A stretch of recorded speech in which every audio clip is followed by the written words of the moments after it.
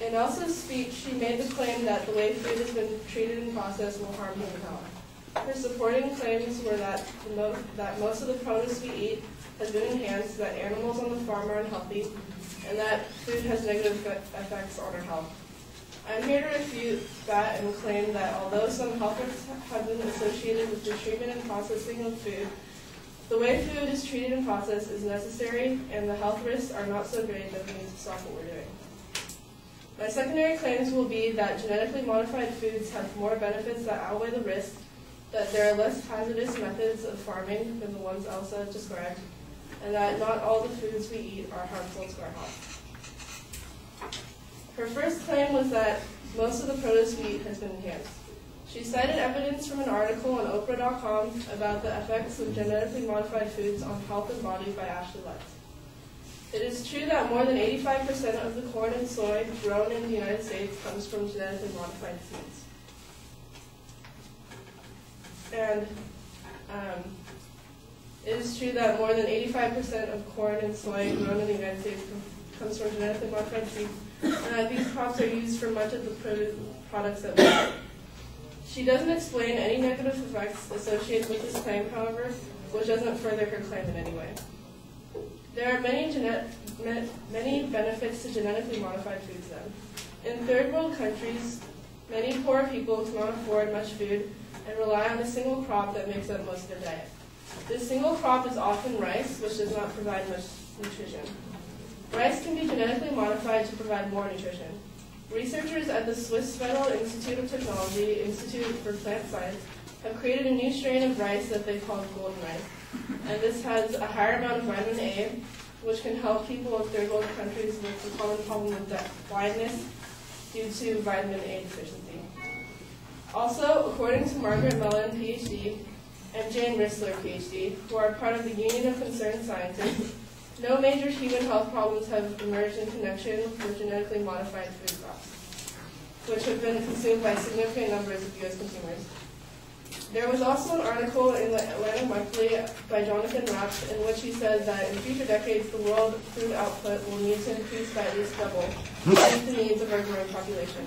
The benefits of pest-resistant, herbicide-tolerant, disease-resistant plants will make it easier to meet the output needs for food. Her second claim was that animals on the farm are unhealthy. I don't think there is any way to refute that. Elsa provides evidence from the article Frightening Revelations About Where Our Food Comes From by Ashley Lutz. She talks about how because cattle are fed genetically modified corn in their digestive tracts promotes the formation of E. coli.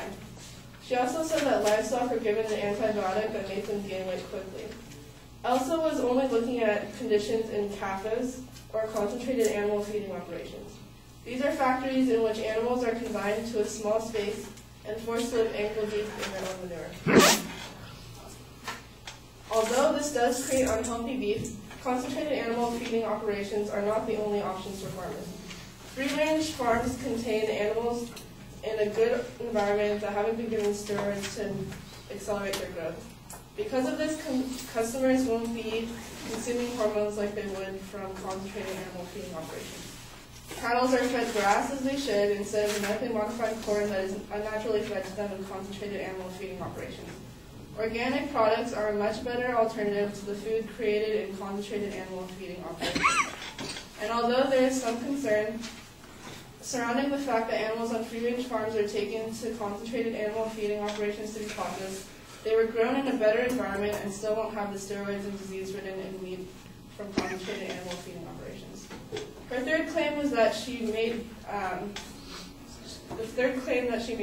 was that the negative effects consumption of these foods will have on our health. And this is simply a restatement of her main claim that the way food has been treated and processed will harm human health.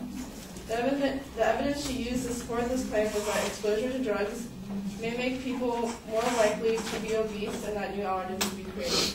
To refute this, I would use the evidence I used to refute the previous claims and say that genetically modified foods' benefits outweigh the risks with no proven human side effects, and that healthier options like free-range farms are available. These points support my claim that although some health risks have been associated with the treatment and processing of food, The way food is treated and processed is necessary, and the health risks are not so great that it needs to stop what we're doing.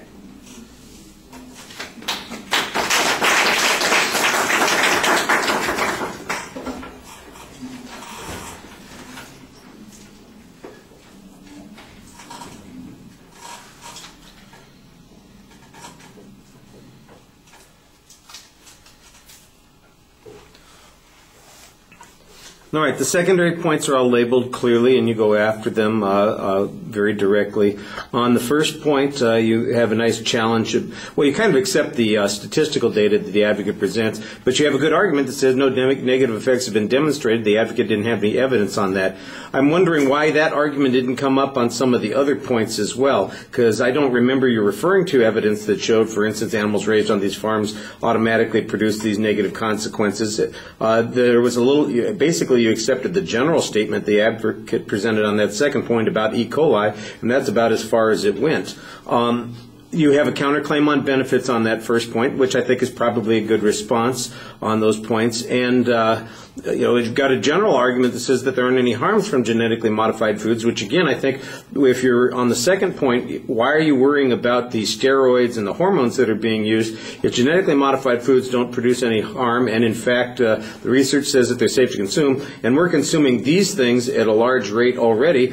I think the challenge is it's incumbent on the advocate to show that they're harmful, and you should have the presumption here that it's relatively safe. I think you need to be a little bit more assertive on some of those claims. Basically, you fall back on the second point on free-range farming, or free-range ranching, I should say, to provide the cattle and those alternatives. We didn't get really much comparison about how much of the meat product that is consumed comes from one or the other, and I think that's a key point that's missing from both your argument and the advocate's point. And then the third point, basically, you say it's the same as the proposition, so your earlier argument should apply. That seems like it's acceptable reasoning on that point. All right, thank you.